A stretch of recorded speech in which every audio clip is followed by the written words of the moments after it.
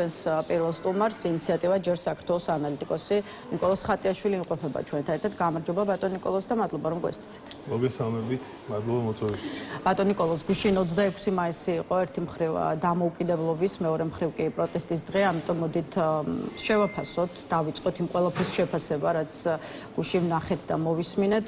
ჯერ დღის პირველ ნახევარში ზეიმის, ხოლო შემდეგ უკვე დღის მეორე ნახევარში საპროტესტო აქციის ფარგლებში. პირველ რიგში კი 26 მაისი როგორც დამოუკიდებლობის დღე. უამრავი განცხადება მოვისმინეთ გუშინ, მათ შორის თავად ხელისუფლების პირველი პირების მხრიდან, რომ დამოუკიდებლობის 35 წლის თავზე სახელმწიფო დამოუკიდებლობა ისევ საფრთხეშია, რომ ისევ გავდივართ მოსეს 40 წლიან გზას, მაგალითად ეს იყო უშუალოდ ირაკლი ყობახიძის შეფასება. ამიტომ უპირველესად მინდა რომ ვისაუბროთ იმაზე, რა არის ის მთავარი გამოწვევები, რის გამოც ფიქრობთ, რომ ჩვენი ქვეყნის დამოუკიდებლობა ისევ საფრთხის ქვეშაა. 3 ათეული და მეტი წლის თავზე. აი რატომ გვაქვს განცდა, რა არის ამის მიზეზები, რომ სახელმწიფო დამოუკიდებლობა კვლავ აღსადგენია? დიახ, ნამდვილად გუშინდელი დღე იყო ძალიან მნიშვნელოვანი ჩვენი ქვეყნისთვის, მინდა ვისარგებლო შემთხვევით და ჩვენი გუნდის სახელით კიდევ ერთხელ მივულოცო ქართულ მოსახლეობას გუშინდელი დღე. ნამდვილად ეს დღე მნიშვნელოვანი არის და ძალიან ძვირფასია ჩვენთვის, რადგან არაერთმა თაობამ, ზოგიერთმა საკუთარი სიცოცხლის ფასადაც კი მოგვიტანა დამოუკიდებლობა. მაგრამ ამავდროულად ამ დღეს უნდა შევხვდეთ როგორც გარკვეულ შეხსენებას, რომ ჯერ კიდევ ჩვენ ვართ გარკვეულ ბრძოლაში და დამოუკიდებლობის მოპოვება არ არის მხოლოდ საკმარისი, მას სჭირდება განვითარება, მას სჭირდება დაცვა და ყოველთვის უნდა გადაიდგეს ესეთი ნაბიჯები, რომელიც ხელშეუწყობს ამის სტაბილურობას. 90-იანი წლების დასაწყისიდან ხო ანუ ჩვენ სულ ყურებდით ამ ბრძოლას. გარკვეულწილად მოჯადოებულ წრეზეც ტრიალებდით, როდესაც სხვადასხვა პროცესი მიმდინარეობდა საქართველოში, თუმცა საბოლოოდ ჯერ კიდევ ჩვენ ვერ ჩამოვყალიბდით, რასაც ქვია ერთ სახელმწიფოდ, რაც არის ჩვენის საბოლოო მიზანი. ჩვენ გამოვედით ჩვენ განვითარდით გარკვეულ ეტაპზე, როგორც მოქალაქეები, თუმცა მაინც დღეს არსებობს მოთხოვნა, რომ ქვეყანა გახდეს, ქვეყანამ დაიწყოს ერთ სახელმწიფო ჩამოყალიბება, თანავედროვე ერთ სახელმწიფო ჩამოყალიბება, რომლის საფუძველი იქნება არა თქვათ ეროვნული ნაციონალიზმი, არამედ უკვე სამოქალაქო ნაციონალიზმი, სადაც ქვეყნის მართვა იქნება დამოკიდებული არა თქვათ ელიტებზე და კონკრეტულ ჯგუფებზე, არამედ ეს მოხდება თანამონაწილეობით, ხალხის ჩართულობით და მმართველობის სისტემა არა იქნება თქვათ ზევიდან ქვევით, როდესაც სახელმწიფო კარნახობს ჩვენ რა კანონებით ვიცხოვროთ და როგორ ვიცხოვროთ, არამედ ხალხი კარნახებს ხელისუფლებას, რა კანონები სჭირდება მას რეალურად და რა არის ხალხის ინტერესი. სწორედ ეს არის მთავარი გამოწვევა, ჩვენ უნდა თითოეულ მოქალაქემ უნდა გაითავისოს თავისი პასუხისმგებლობა, სამოქალაქო პასუხისმგებლობა და როდესაც ჩვენ მივაღწევთ ამ დონეზე და ზუსტად ჩვენი გუნდის ამოცანაც ეს არის, რომ ქვეყანაში გავაძლიეროთ სამოქალაქო ნაციონალიზმი და ჩამოვაყალიბოთ საქართველოს ძლიერ ერთ სახელმწიფოდ, რომელიც კონკურენციას გაუწევს ქვეყნებს როგორც გლობალურად, ასევე რეგიონში. ეს იქნება ალბათ ჩვენი საბოლოო წერტილი, საბოლოო გზა იმისთვის, რომ საქართველოს შედგეს როგორც ნამდვილი სახელმწიფო. რა იყო გუშინ ქვეყნის დამოუკიდებლობის დღეს ხელისუფლების პირველი პირების მთავარი სათქმელი საზოგადოებისთვის?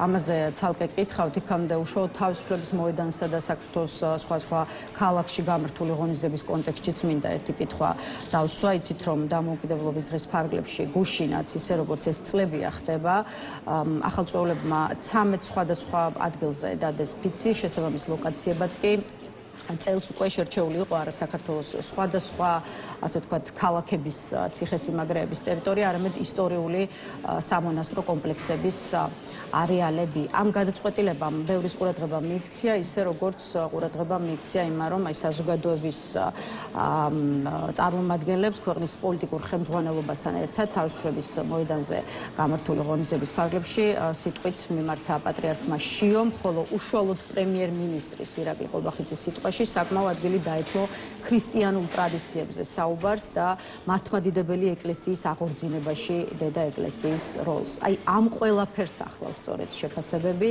რომ საქართველოს დამოუკიდებლობის დღე რელიგიურ დღესასწაულად აქციეს. აი თქვენ რა სიტყვით ამ გარემოებებზე? თქვენ თუ მოგეჩვენათ ჭარბად უშინდელ ღონისძიებაზე საეკლესიო დეტალები და თუ კი ასია, რა დატვირთვა უნდა გქონდეს ამას თქვენი აზრით? იცით რა, ზოგადად ქრისტიანობა ნამდვილად ახლა არის ჩვენი ქვეყნის რელიგია, ქრისტიანობაზე მრავალი საუკუნის განმავლობაში იდგა საქართველოს და სწორედ ის, რომ ჩვენ ვართ დასავლური ცივილიზაციის ნაწილი და მივსწავლით ევროკავშირისკენ და გვინდა დავბრუნდეთ ჩვენს ისტორიულ ადგილას, ამის ერთ-ერთი განმაპირობებელი ფაქტორი არის ის, რომ ჩვენ ვართ ქრისტიანები, რადგან დასავლეთი ძირითადად ქრისტიანულ რელიგიაზე დგას და ასე შემდეგ. თუმცა ყოველთვის ჩვენ უნდა გვახსოვდეს, რომ რელიგია და პოლიტიკა უნდა გაიმიჯნოს ერთმანეთთან და არ უნდა იქნას გამოყენებული რელიგია რაღაც კონკრეტული პოლიტიკური მიზნებისთვის. რა თქმა უნდა, ძალიან მნიშვნელოვანია რელიგიური ფაქტორი საქართველოში, მაგრამ არ უნდა მოხდეს ამის აღრევარისი ფაქტები, ჩვენ არაერთხელ გქონიათ. მე არ გამოვირცხავ შესაძლოა სწორედ ეს რაღაც კონკრეტული რაღაც პროპაგანდისტვის იქნეს გამოყენებული, როგორც ეს ადრეც ყოფილა, მაგრამ მე ვფიქრობ, რომ რა თქმა უნდა უმნიშვნელოვანესია ჩვენი ქრისტიანული ტრადიციები, ჩვენი ქრისტიანული რელიგია, რაც დასავლეთის დასავლური ცივილიზაციის ნაწილად ხდის, მაგრამ ეს არ უნდა იყოს რაღაც მოქცეული პოლიტიკურ ჩარჩოში და გამოყენებული იქნეს რაღაც კონკრეტული პოლიტიკური მიზნებისთვის. კეთილი, ისევ დამოუკიდებლობასთან დაკავშირებულ გამოწვევებს მინდა დაუბრუნდეთ. დღეს გვაქვს მოცემულობა, როცა არის საუბარი, რომ საქართველოს კურსი იცვალა, ასე ვთქვათ, და მიდის არა ვთქვათ დასავლეთის და ევროპის, არამედ რაღაც სხვა მიმართულებით. ამ კრიტიკულ შეფასებებზე კი ქართული ოცნების ხელისუფლების პასუხია, რომ საქართველოს დღეს არის ისეთი თავისუფალი და დამოუკიდებელი, როგორიც არასდროს ყოფილა. მაგალითად, ეს განცხადება გააკეთა ირაკლი კობახიძემ გუშინ თავისუფლების მოედანზე სიტყვით გამოსვლისას და მოდით ხელისუფლების სხვა პირველი პირების მესიჯებსაც გადავხედოთ. მიხეილ ყაველაშვილი დამოუკიდებლობის დღე შეგვახსენებს, რომ ვიყოთ უფრო მტკიცენი, ერთსულოვანი და მხოლოდ ჩვენი ქვეყნის ინტერესებიდან გამომდინარე განსაზღვროთ, როგორი იქნება საქართველოს მომავალი. საუკუნეების განმავლობაში არაერთი განსაცდელის მიუხედავად ჩვენ გადავრჩით, რადგან დავიცავით უმაღლესი ღირებულებები, სარწმუნოება, იდენტობა,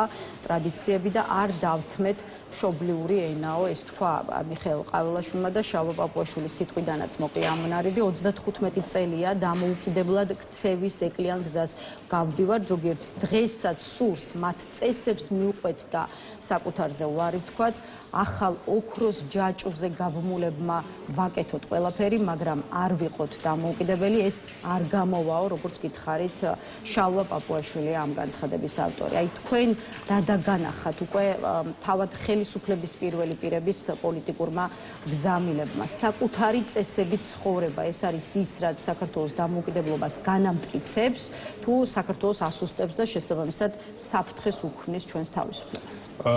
თავარ კითხვა საქმე დავსვავდი, რა არის ჩვენი ეროვნული ინტერესი? არის კი ჩვენი ეროვნული ინტერესი ვიყოთ იზოლირებული სახელმწიფო, არის კი ჩვენი ინტერესი ისეთი ნაბიჯების და ისეთი გარემოს ქვეშ ცხოვრება, რომელიც გვიზღუდავს ჩვენ ელემენტარულ გამოხატვის თავისუფლებას და ჩვენი უფლებები არ არის დაცული, არის კი ჩვენი ინტერესი, როდესაც რეგიონში ჩვენ ვიყავით წამყვანი ქვეყანა დემოკრატიის კუთხით და განვითარების კუთხით და ვიქეცით ეგრეთ წოდებულ აუთსაიდერად, ეს არის საბოლოო თავარი კითხვა. რა თქმა უნდა, ჩვენ უნდა მოქმედებდეთ ჩვენი ეროვნული ინტერესებისგან გამომდინარე, მაგრამ ეს უნდა იყოს რეალური ეროვნული ინტერესები და არა ვთქვათ ისეთი ინტერესები, რომელიც დაკავშირებულია კონკრეტულ ჯგუფებთან და მათი ხელისუფლებაში ყოფნის გახანგრძლივებასთან.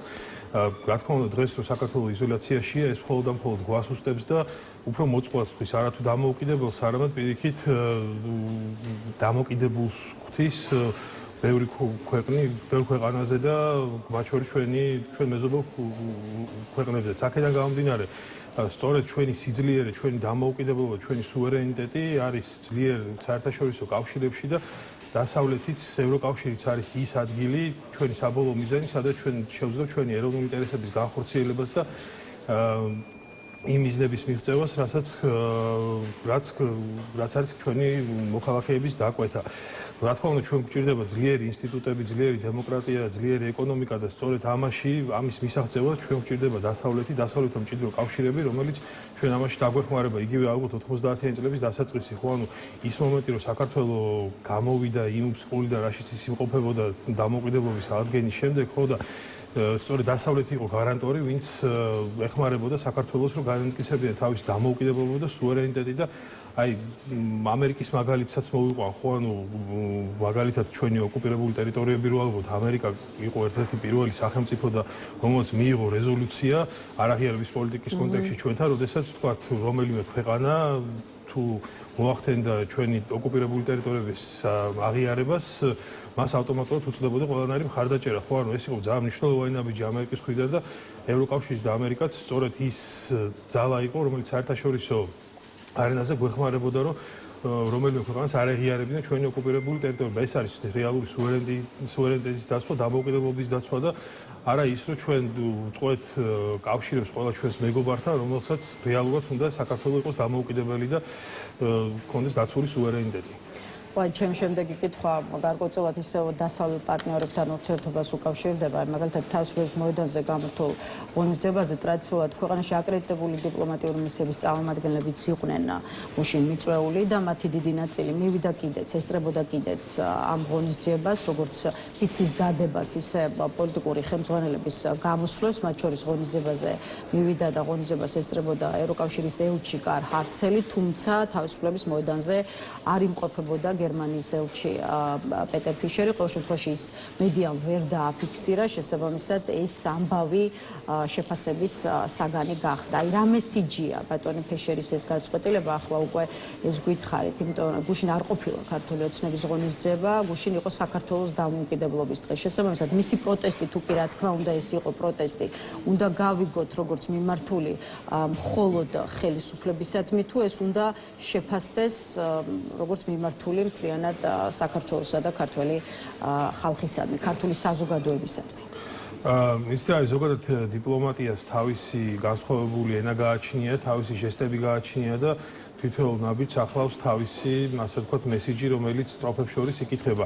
მე ვერ გეტყვით რა მიზეზით არ იმყოფებოდა. ამ შემთხვევაში რა მესიჯი უნდა წავიკითხოთ? მე ვერ გეტყვით რატო არ იმყოფებოდა გერმანიის ელჩი ღონისძიებაზე, თუმცა თუ თქვათ ის თავისი ნებით არ მივიდა ამ ღონისძიებაზე, ეს იქნებოდა გარკვეული გზავნილი უშუალოდ გერმანიის ხელისუფლების მხრიდან, იმიტომ რომ ელჩი ყოველთვის წარმოადგენს თავის სახელმწიფოს და თავის სახელმწიფოს ინტერესებს და მესიჯებს აუცილებლად საზოგადოებაში. აქედან გამომდინარე, ეს ალბათ იყო პოზიცია გერმანიის საქართველოს ხელისუფლების მიმართ. მაშინ ასე გითხავთ, რა უთხრა ამით უშუალოდ გერმანიამ ქართული ოცნების ხელისუფლებას?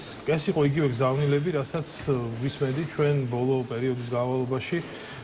ეს არის პოზიცია ქვეყანაში მიმდინარე პროცესებთან დაკავშირებით და დიპლომატიურ ენაზე რო გადავთარგმნოთ, ეს იყო ასე ვთქვათ ჟესტი ამ ყველაფრის გამოსახატავად.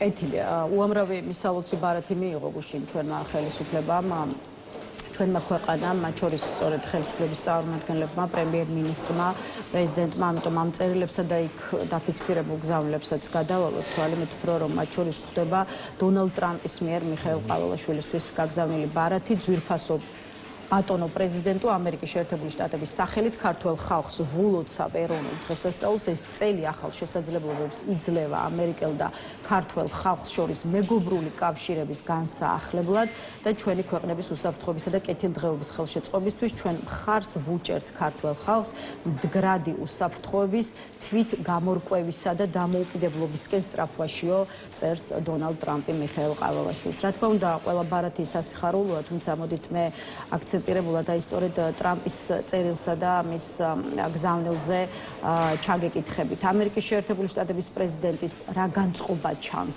საქართველოს მიმართ ამ წერილში და რამდენად შეიძლება მიმდინარე წელი მართლაც კავშირების განახლების წელი აღმოჩნდეს, როგორც ამას დონალდ ტრამპი ელოდება და ვარაუდობს. ზოგადად საქართველოსა და ამერიკას შორის ურთიერთობების ადგენა და იმ ნიშნულზე დაბრუნება რა ნიშნული ჩვენ გქონდა, ეს არის რა თქმა უნდა ჩვენი ეროვნული ინტერესი და ჩვენი ეროვნული უსაფრთხოების საკითხი.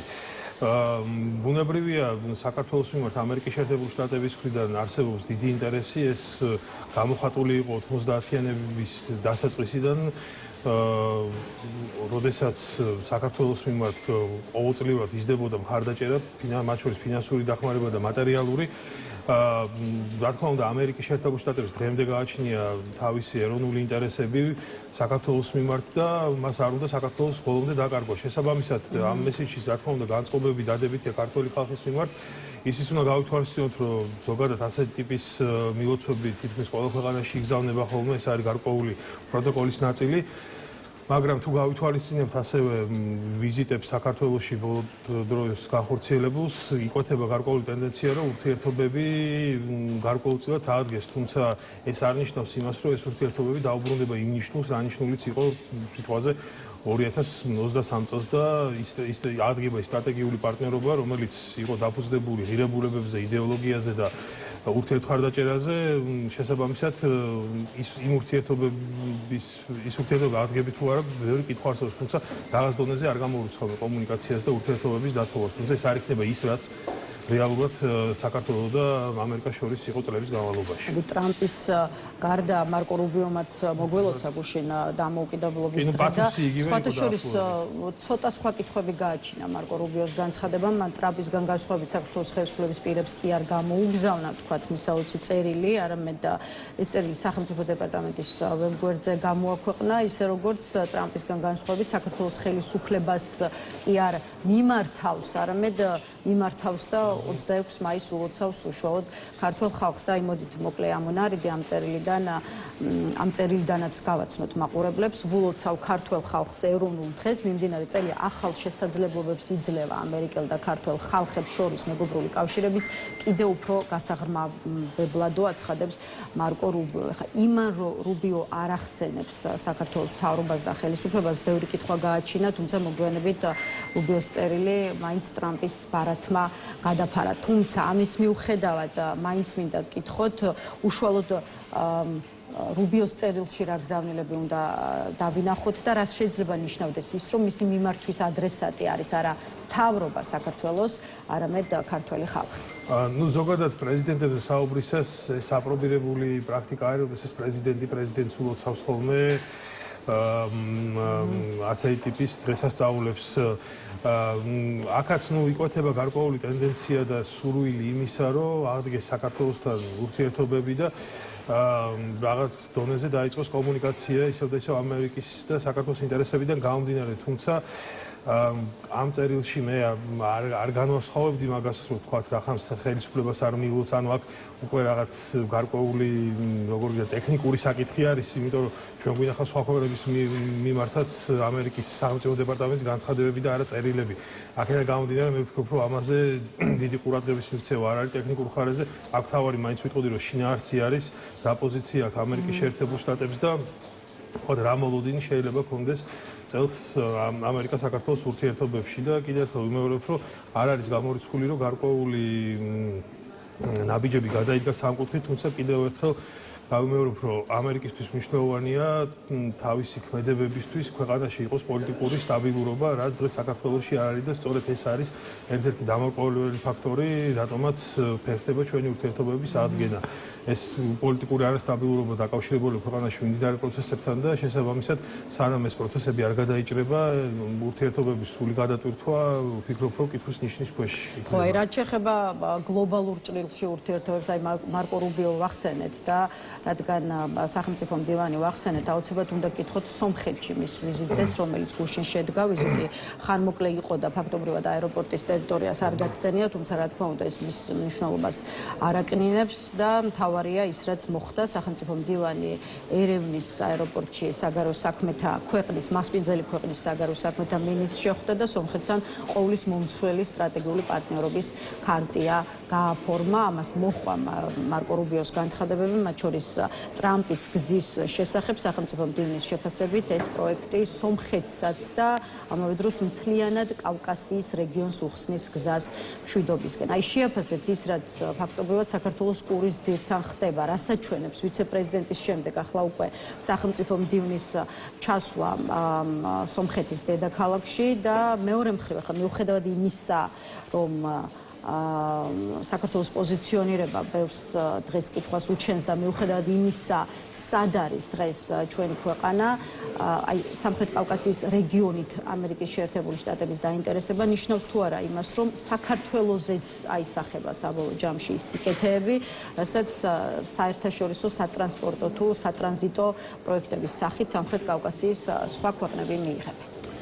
დიახ, პირველ რიგში მე მიულოცავდი სომეხ ხალხს ამ მნიშვნელოვან შეთანხმებას. რეალურად ეს იყო არსებული სტრატეგიული პარტნიორობის ხელშეკრულების, რომელიც ჯერ კიდევ ბაიდენის ადმინისტრაციის მიწურულს გაფორმდა და მაგის, ასე ვთქვათ, ახალი ვერსიის ხელმოწერა მოხდა, უფრო ვთქვათ, განვითარებული და ახალი ელემენტებით, მათ შორის ეგრეთ წოდებული ტრიპის დერეფნის საკითხის ჩაიდო ამ ქარტიაში.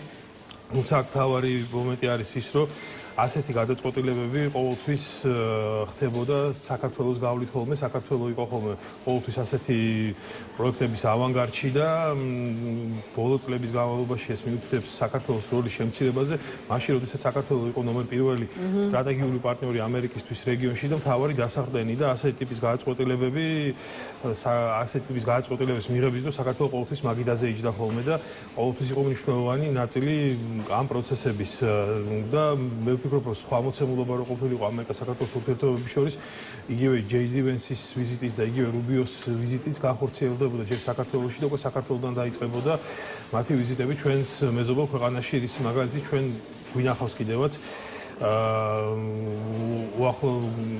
ახლო წარსულში.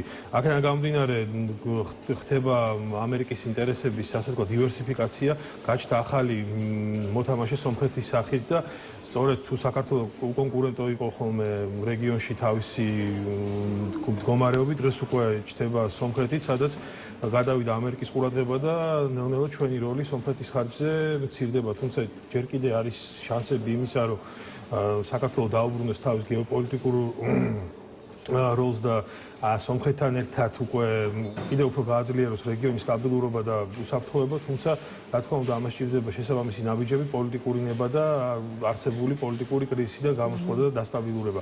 თუ ეს მოხდება, რა თქმა უნდა, ამერიკის ინტერესიც გაიზრდება და ამერიკა უფრო თამამდა ასე ვთქვათ, ხელშესახებ ნაბიჯებზე გადავა საქართველოსთან დაკავშირებით და შესაბამისად საქართველოს სომხეთის ძლიერი თანამშრომლობაც განაპირობებს მომავალში რეგიონის უსაფრთხოებას, რა თქმა უნდა, აზერბაიჯანთან ერთად. კეთილი, ისევ თბილისი და ისევ უშუალოდ გუშინდელ დღეს დაუბრუნდეთ. ჩვენ უკვე ვისაუბრეთ 26 მაისზე, როგორც საქართველოს დამოუკიდებლობის დღეზე, ახლა კი გითხარით რა გაქვთ სათქმელი 26 მაისზე, როგორც პროტესტის დღეზე. რამდენიმე თვიანი პაუზის შემდეგ ნახეთ, რომ ისევ გაივსო გუშინა ხალხით რუსთაველის გამზირი, ისევ გამოვიდნენ ქუჩაში ის ადამიანები, რომელთათვისაც ქართული ოცნების საშინაო თუ საგარეო პოლიტიკა არის მიუღებელი. შესაბამისად, რა უნდა დაინახოს ხელისუფლებამ გუშინდელი აქციით და მეორე მხრივ აჩვენებს თუ არა ქუჩაში გასული ადამიანების რაოდენობა, რომ პროტესტი არსად გამქრალა და არსად წასულა.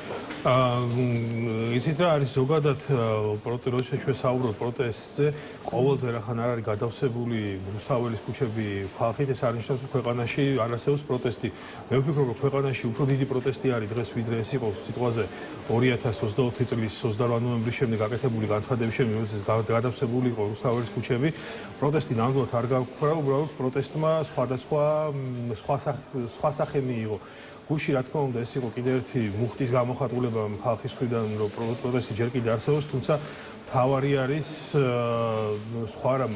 ამ პროცესში მთავარი არის ის, რომ პოლიტიკურმა ძალებმა პირველ რიგში მოახდინონ მობილიზაცია და აღადგინონ ნდობა მოსახლეობის მხრიდან, იმიტომ რომ ერთ-ერთი დღევანდელი გამოწვევა მოსახლეობაში არის ის, რომ მათი ნდობა პოლიტიკური პარტიების მიმართ არის შემცირებული. კი, პროტესტი არსებობს, მაგრამ არ არის ვერ ხდება ამ პროტესტის სწორი კაპიტალიზაცია, რომ მიემართოს, რომ სწორ ჩარჩოში მოხდეს ეს პროტესტი და გამოყენებული იქნას იმისთვის, რომ ქვეყანაში მოხდეს ცვლილებები. ანუ აქ უკვე შენიშვნები ოპოზიციური სპექტრის რა თქმა უნდა, იმიტომ რომ რეალურად საზოგადოების დაკვეთა არის ცვლილებები, მაგრამ ჯერ კიდე არ არის ის მოცემულობა, რომ მოხდეს კონსოლიდაცია, თქვა პოლიტიკურმა პარტიებმა წარადგინონ ახალი დღის წესრიგი და ასე შემდეგ, ანუ ხალხი, ქართული საზოგადოება გაიზარდა და უკვე მათ სხვა ტიპის პოლიტიკური პარტიები ესაჭიროებათ, რომლებიც იქნებიან ორიენტირებულები მომავალზე, ექნებათ პოზიტიური დღის წესრიგი და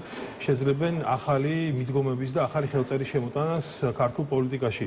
სწორედ ჩვენი ძალის ერთ-ერთი ჩვენი ძალის ჯერ საქართველოს ერთ-ერთი მთავარი მიზანი არის ქვეყნის პოლიტიკაში, როგორც შიდაში, ასევე საგარეოში ახალი ხელწერის შემოტანა, ახალი მიდგომების შემოტანა და აქედან გამომდინარე ამ ცვლილებებთან ერთად არსებობს მოთხოვნა სწორედ ესეთი ახალი პარტიების მიმართ, ახალი სახეების მიმართ, რომელიც ერთი მხრივ ქვეყანას შეძლებენ სწორ გზაზე დააყენონ, კრიზისიდან გამოიყვანონ და შეძლოს სწრაფი განვითარება და მეორე მხრივ გააჩინონ ასე ვთქვათ ახალი სახეები, ახალი მოთამაშეები, რომლებიც ასე ვთქვათ განავითარებენ ქვეყანაში პოლიტიკურ კულტურას, იმიტომ რომ კიდევ ერთხელ თავიდანვე აღვნიშნე, რომ სამწუხაროდ 90-იანი დაწყებული ერთი და იგივე წრეზე ვტრიალებთ, ჩვენ გვჭირდებათ ვისებროთ ახალი მიდგომა პოლიტიკაში და თქვენმა ინიციატივამ ჯერ საქართველოსთვის ხომ შეიძლება მიიღოს პოლიტიკური პარტიის სახე, რადგან ფიქრობთ, რომ აი სწორედ ახალი ძალების გამოჩენაა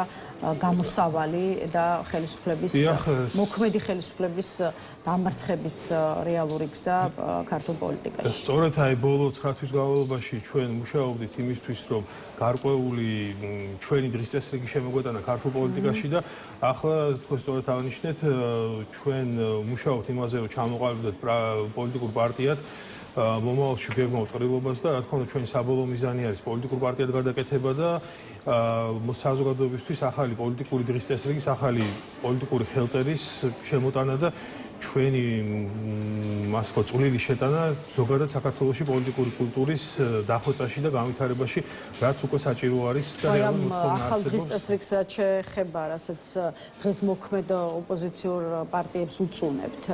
თქვენი დღის წესრიგი რა არის? თქვათ ის პოზიტიური კომპონენტები, რაც თქვენ სამოქმედო გეგმაშია და რეზიუმეც რომ გავაკეთოთ ჩვენი საუბრით, მივდივართ იმ დასკვნამდე, რომ საზოგადოება იზრდება, მაგრამ პოლიტიკური სპექტრი ფეხს ვერ უწყობს საზოგადოების გაზრდას. არა, მე ასე არ დავსვავდი ამ საკითხს, იმიტომ რომ ყველა პოლიტიკურ პარტიას აქვს თავისი დღის წესრიგი, თავისი ხედვა და ყველა პოლიტიკურ პარტიას გააჩნია თავისი ამომრჩეველი, სადაც თითოეულ ადამიანის არჩევანს უნდა პატივი უცეთ.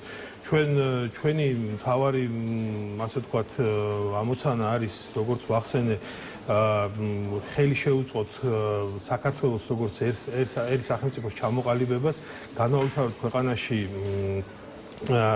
სამოქალაქო ნაციონალიზმი და ზოგადად დარგობრივად გადადგოთ ისეთი ნაბიჯები, რომელიც ამ პროცესს ხელს შეუწყობს. ხო, იგივე ბიზნესის კუთხით ჩვენ გვინდა გარკვეული კონკორდატის მიღება, რომელიც საკონსტიტუციო დონეზე ბიზნესს მთლიანად დამოუკიდებლს გახდის, იგივე თავდაცვის კუთხით ჩვენ გვინდა მივიღოთ თავდაცვის აქტი, სადაც თავდაცვის პოლიტიკა შემუშავებული იქნება არა თქვათ რაღაც კონკრეტული ჯგუფების და ელიტების მხრიდან, არამედ საზოგადოებრივი კონსენსუსის მიხედვით, იგივე საგარეო პოლიტიკის მიხედვითაც, ანუ ჩვენი მთავარი ამოცანა არის მაქსიმალური თანამონაწილეობა ჩვენი მოქალაქეების მხრიდან, რომ თითოეულ მოქალაქემ შეიგრძნოს თავის თავზე, რომ ის არის გადაწყვეტილებების მიღების, პოლიტიკის შემუშავების და უშუალოდ მართლობის დაწილი. აქედან გამომდინარე, ჩვენ ვართ ამაზე ორიენტირებულები, ჩვენ პერიოდულად უკვე ვდებთ ჩვენ ხედვებს კონკრეტულ საკითხებთან დაკავშირებით და სწორედ ახლო მომავალში ჩვენ უკვე შევეცდებით, რომ დავრეგისტრიროთ როგორც პარტია და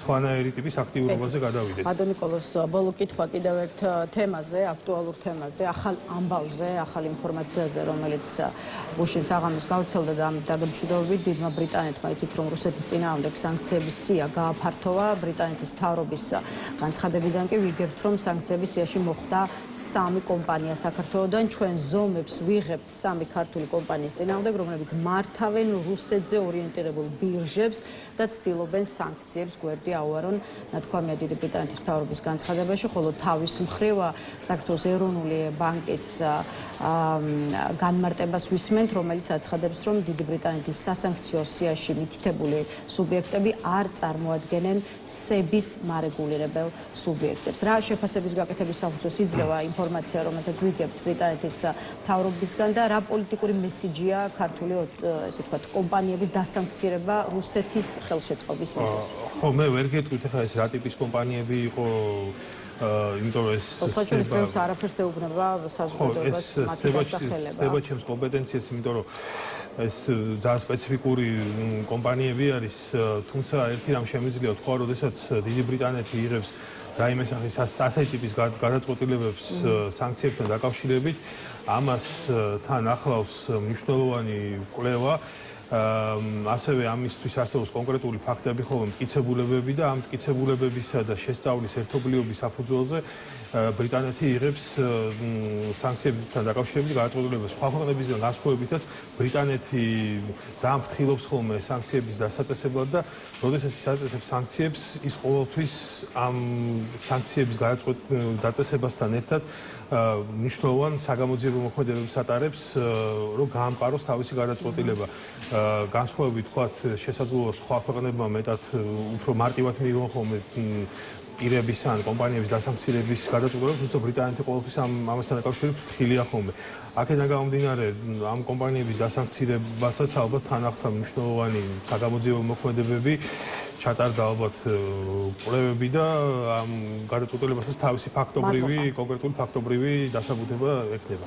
მადლობა ბატონ ნიკოლოზ სტუმრობისთვის, თქვენი პოზიციების გაზიარებისთვის. ნიკოლოზ ხატიაშვილს დავუმშვიდობებით. ახლა რეკლამის შემდეგ ნუგზარ ციკლაური